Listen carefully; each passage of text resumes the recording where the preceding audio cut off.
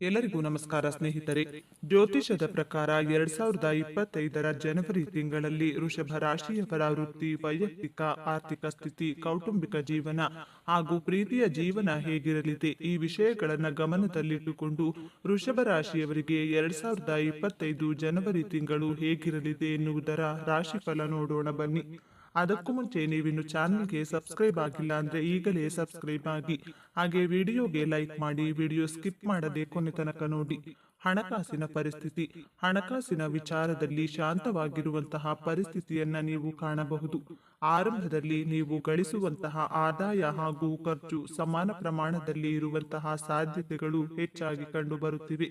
ಒಂದು ವೇಳೆ ಈ ಸಂದರ್ಭದಲ್ಲಿ ನೀವು ಹಣವನ್ನ ಇನ್ವೆಸ್ಟ್ ಮಾಡುವುದಕ್ಕೆ ಅಥವಾ ಬೇರೆಯವರಿಗೆ ಸಾಲವಾಗಿ ನೀಡುವುದಕ್ಕೆ ಯೋಚನೆ ಮಾಡ್ತಾ ಇದ್ರೆ ಅದನ್ನ ನಿಲ್ಲಿಸುವುದು ಒಳ್ಳೆಯದು.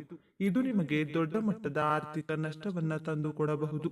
ಜನವರಿ ತಿಂಗಳಲ್ಲಿ ನೀವು ನಿಮ್ಮ ಹಣದ ಮೂಲಕ ನಿಮ್ಮ ಆಸೆಗಳನ್ನ ತೀರಿಸಿಕೊಳ್ಳಬಹುದು ಹಾಗೂ ಆದಷ್ಟು ಈ ಸಂದರ್ಭಗಳಲ್ಲಿ ಸೇವಿಂಗ್ ಮಾಡಿಕೊಳ್ಳಿ.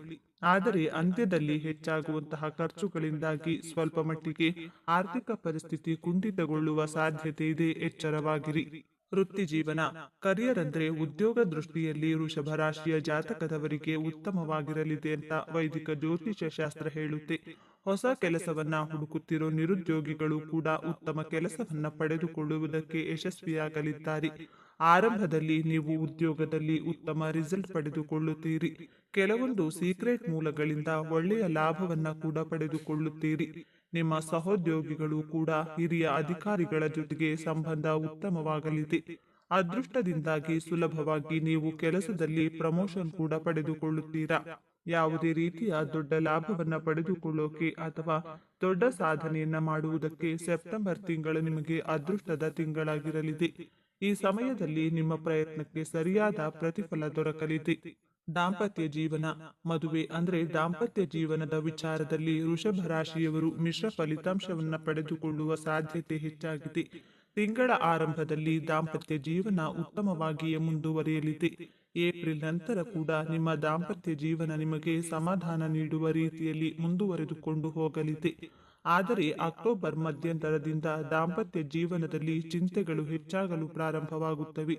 ಸೆಪ್ಟೆಂಬರ್ ತಿಂಗಳಲ್ಲಿ ಕೂಡ ದಂಪತಿಗಳ ನಡುವೆ ಒಂದಲ್ಲ ಒಂದು ಭಿನ್ನಾಭಿಪ್ರಾಯಗಳು ಕಂಡು ಬರುವಂತಹ ಸಾಧ್ಯತೆಗಳು ಕೂಡ ಇವೆ. ದಂಪತಿಗಳ ನಡುವೆ ಮಾತುಕತೆಗಳು ಕೂಡ ಹೆಚ್ಚಾಗುವಂತಹ ಸಾಧ್ಯತೆ ಇದೆ. ಸಮಯದಲ್ಲಿ ಹೆಚ್ಚಾಗಿ ಕಂಡು ಬರುತ್ತದೆ. ನಿಮ್ಮ ಮಕ್ಕಳ ಬಗ್ಗೆ ಹೇಳೋದಾದ್ರೆ ಅಕ್ಟೋಬರ್, ನವೆಂಬರ್ ಹಾಗೂ ಡಿಸೆಂಬರ್ ತಿಂಗಳು ನಿಮ್ಮ ಮಕ್ಕಳ ದೃಷ್ಟಿಯಲ್ಲಿ ಉತ್ತಮವಾಗಿರಲಿದೆ. ವ್ಯಾಪಾರ. ವ್ಯಾಪಾರ ವ್ಯವಹಾರಗಳ ವಿಚಾರದಲ್ಲಿ ವೃಷಭ ರಾಶಿಯವರಿಗೆ ಲಾಭದಾಯಕವಾಗಿರಲಿದೆ. ವಿಶೇಷವಾಗಿ ತಮ್ಮ ಹೆಂಡತಿಯ ಜೊತೆಗೆ ಸೇರಿಕೊಂಡು ವ್ಯಾಪಾರದಲ್ಲಿ ತಮ್ಮನ್ನ ತಾವು ತೊಡಗಿಸಿಕೊಂಡಿರುವವರಿಗೆ ಹೆಚ್ಚಿನ ಲಾಭವನ್ನ ಪಡೆದುಕೊಳ್ಳುವ ಯೋಗವಿದೆ.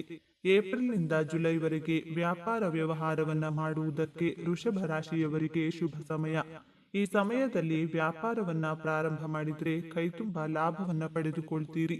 ನಿಮ್ಮ ವಿರುದ್ಧ ಕೆಲವರು ಕುತಂತ್ರ ಹೂಡುವಂತಹ ಸಾಧ್ಯತೆ ಕೂಡ ಇದ್ದು ಹುಷಾರಾಗಿರಿ. ಆಗಸ್ಟ್ ತಿಂಗಳಲ್ಲಿ ಬಡ್ಡಿಗೆ ಸಾಲವನ್ನ ಕೊಡೋದಕ್ಕೆ ಸಂಪೂರ್ಣವಾಗಿ ನಿಲ್ಲಿಸಿ. ಈ ಸಂದರ್ಭದಲ್ಲಿ ನಿಮಗೆ ವ್ಯಾಪಾರಕ್ಕೆ ಹಣದ ಕೊರತೆ ಯಾವತ್ತೂ ಕೂಡ ಕಂಡು ಬರುವುದಿಲ್ಲ. ಒಂದಲ್ಲ ಒಂದು ಮೂಲದಿಂದ ನಿಮಗೆ ಹಣ ಸಿಕ್ಕೇ ಸಿಗುತ್ತೆ. ಆದರೆ ಹಣವನ್ನ ಡೆಪಾಸಿಟ್ ಮಾಡುವಾಗ ಸ್ವಲ್ಪ ಮಟ್ಟಿಗೆ ಹುಷಾರಾಗಿರಿ. ಲವ್ ಮತ್ತು ರಿಲೇಶನ್ಶಿಪ್.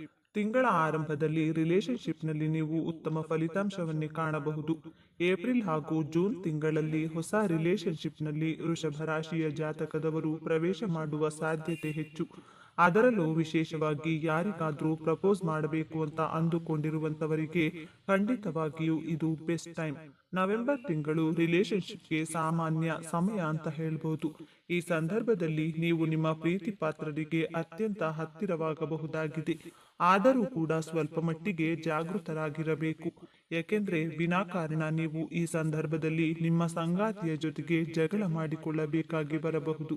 ಡಿಸೆಂಬರ್ ತಿಂಗಳಲ್ಲಿ ವೈದಿಕ ಜ್ಯೋತಿಷ್ಯ ಶಾಸ್ತ್ರದ ಪ್ರಕಾರ ನಿಮ್ಮ ಹಾಗೂ ಸಂಗಾತಿಯ ನಡುವಿನ ರೊಮ್ಯಾನ್ಸ್ ಲೈಫ್ ಇನ್ನಷ್ಟು ಉತ್ತಮವಾಗಲಿದೆ. ಆರೋಗ್ಯ ಪರಿಸ್ಥಿತಿ 2025ರ ಜನವರಿ ತಿಂಗಳ ಅಂತ್ಯದಲ್ಲಿ ನಿಮಗೆ ಆರೋಗ್ಯ ಉತ್ತಮವಾಗಿರಲಿದೆ.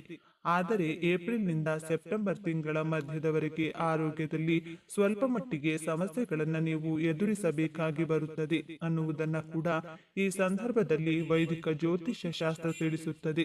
ಅದರಲ್ಲಿ ವಿಶೇಷವಾಗಿ ನಿಮ್ಮ ಮಾನಸಿಕ ಆರೋಗ್ಯದಲ್ಲಿ ಈ ಸಂದರ್ಭದಲ್ಲಿ ಸ್ವಲ್ಪ ಮಟ್ಟಿಗೆ ಸಮಸ್ಯೆಗಳು ಕಾಣಿಸಲಿವೆ. ಆದರೆ ಈ ಸಂದರ್ಭದಲ್ಲಿ ನಿಮ್ಮ ಪೋಷಕರ ಆರೋಗ್ಯದಲ್ಲಿ ಚೇತರಿಕೆ ಕಂಡು ಬರಲಿದೆ. ಆದರೆ ಈ ಸಂದರ್ಭದಲ್ಲಿ ನಿಮ್ಮ ಆರೋಗ್ಯದಲ್ಲಿ ಒಂದು ಚಿಕ್ಕ ನಕಾರಾತ್ಮಕ ಬದಲಾವಣೆ ಕಂಡು ಬಂದರೂ ಕೂಡ ಅದನ್ನ ನಿರ್ಲಕ್ಷ್ಯ ಮಾಡುವುದಕ್ಕೆ ಹೋಗಬೇಡಿ. ಶೈಕ್ಷಣಿಕ ಬದುಕು. ಶೈಕ್ಷಣಿಕ ಕ್ಷೇತ್ರ ವೃಷಭ ರಾಶಿಯ ವಿದ್ಯಾರ್ಥಿಗಳಿಗೆ ಸಕಾರಾತ್ಮಕ ಫಲಿತಾಂಶವನ್ನ ನೀಡಬಹುದೇ ಅನ್ನುವಂತಹ ನಿರೀಕ್ಷೆ ಇದೆ. ಕಾಂಪಿಟೇಟಿವ್ ಎಕ್ಸಾಮ್ಗಳಿಗೆ ತಯಾರಿ ನಡೆಸಿಕೊಳ್ಳುತ್ತಿರುವಂತಹ ವೃಷಭ ರಾಶಿಯ ವಿದ್ಯಾರ್ಥಿಗಳಿಗೆ ಉತ್ತಮ ಅಂಕಗಳನ್ನು ಪಡೆಯುವಂತಹ ಸಂಭಾವ್ಯತೆ ಹೆಚ್ಚಾಗಿದೆ. ಉನ್ನತ ವ್ಯಾಸಂಗವನ್ನ ಮಾಡಬಹುದಾದಂತಹ ಅವಕಾಶಗಳನ್ನ ಕೂಡ ನೀವು ಪಡೆದುಕೊಳ್ಳಬಹುದು. ವಿಶೇಷವಾಗಿ 2025ರ ಏಪ್ರಿಲ್ ತಿಂಗಳ ನಂತರ ಉತ್ತಮ ಫಲಿತಾಂಶಗಳನ್ನು ಪಡೆದುಕೊಳ್ಳಬಹುದು. ಇದೇ ಸಂದರ್ಭದಲ್ಲಿ ಒಳ್ಳೆಯ ವಿದ್ಯಾಸಂಸ್ಥೆಗೆ ಅಡ್ಮಿಷನ್ ಪಡೆದುಕೊಳ್ಳಲು ಪ್ರಯತ್ನವನ್ನ ನಡೆಸುತ್ತಿರುವ ವಿದ್ಯಾರ್ಥಿಗಳಿಗೆ ಯಶಸ್ಸು ದೊರಕಲಿದೆ. ಉನ್ನತ ವ್ಯಾಸಂಗಕ್ಕಾಗಿ ವಿದೇಶಕ್ಕೆ ಹೋಗಬೇಕು ಎನ್ನುವಂತ ಇಚ್ಛೆಯನ್ನ ಹೊಂದಿರುವಂತ ವಿದ್ಯಾರ್ಥಿಗಳಿಗೂ ಕೂಡ ಈ ಸಂದರ್ಭದಲ್ಲಿ ಗುಡ್ ನ್ಯೂಸ್ ಸಿಗಲಿದೆ. ವೃಷಭ ರಾಶಿಯ ವಿದ್ಯಾರ್ಥಿಗಳು ತಾವಂದುಕೊಂಡ ರೀತಿಯಲ್ಲಿಯೇ ಫಲಿತಾಂಶವನ್ನ ಪಡೆಯಲಿದ್ದಾರೆ. ಮದುವೆ ಯೋಗ. ವೃಷಭ ರಾಶಿಯಲ್ಲಿ ಜನಿಸಿದವರಿಗೆ ಈ ಅವಧಿಯು ಹೊಸ ಪ್ರಣಯ ಸಂಬಂಧಗಳಿಗೆ ಅವಕಾಶಗಳನ್ನು ತರಬಹುದು. ನೀವು ಅವಿವಾಹಿತರಾಗಿದ್ರೆ ಹೊಸ ಜನರನ್ನ ಭೇಟಿಯಾಗಲು ಇದು ಉತ್ತಮ ಸಮಯ. ನೀವು ಈಗಾಗಲೇ ಸಂಬಂಧದಲ್ಲಿದ್ರೆ ಹಂಚಿಕೊಂಡ ಅನುಭವಗಳು ಮತ್ತು ಪ್ರಾಮಾಣಿಕ ಸಂವಹನದ ಮೂಲಕ ನಿಮ್ಮ ಬಂಧವನ್ನ ಬಲಪಡಿಸುವ ಸಮಯ ಇದು. ಅಂತಿಮವಾಗಿ ಈ ಅವಧಿಯಲ್ಲಿ ನಿಮ್ಮ ಮದುವೆ ಅಥವಾ ಪ್ರಣಯ ಸಂಬಂಧಗಳ ಯಶಸ್ಸು ಪರಿಣಾಮಕಾರಿಯಾಗಿ ಸಂವಹನ ನಡೆಸುವ, ಅನುಭೂತಿ ಮತ್ತು ತಿಳುವಳಿಕೆಯನ್ನು ತೋರಿಸುವ ಮತ್ತು ನಿಮ್ಮ ಸಂಗಾತಿಯ ಅಗತ್ಯಗಳಿಗೆ ಆದ್ಯತೆ ನೀಡುವ ನಿಮ್ಮ ಸಾಮರ್ಥ್ಯವನ್ನ ಅವಲಂಬಿಸಿರುತ್ತದೆ. ಪರಿಹಾರಗಳು. ದೇವಾಲಯಗಳಿಗೆ ಭೇಟಿ ನೀಡುವುದು ನಿಮ್ಮ ವೃತ್ತಿ ಜೀವನ ಮತ್ತು ವೈಯಕ್ತಿಕ ಜೀವನಕ್ಕೆ ಅದೃಷ್ಟವನ್ನು ತರುತ್ತದೆ. ನೀವು ಯಾವುದೇ ಅಡೆತಡೆಗಳನ್ನು ಗಮನಿಸಿದಾಗ ನಿಮ್ಮ ಹತ್ತಿರದ ದೇವಾಲಯಗಳಿಗೆ ಭೇಟಿ ನೀಡಲು ಪ್ರಯತ್ನಿಸಿ ಮತ್ತು ನಿಮ್ಮ ಸಾಮರ್ಥ್ಯಕ್ಕನುಗುಣವಾಗಿ ದಾನ ಮಾಡಿ.